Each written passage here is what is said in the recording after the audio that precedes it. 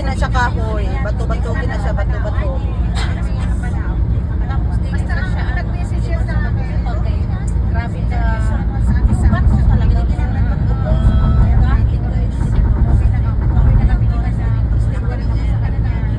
Tapos sabi niya sa baka sa linggo mag-church station. Pero kung basta mag-enjoy na kayong dalawang mag-asawa, sustain.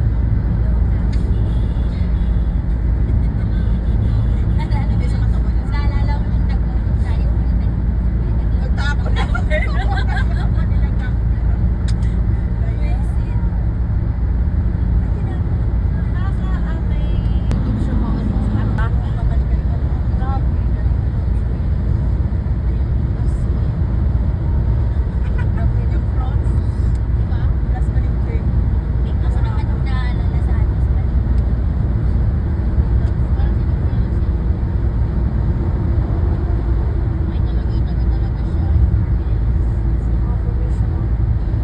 Hindi talaga ito inanong. Marami ng truck.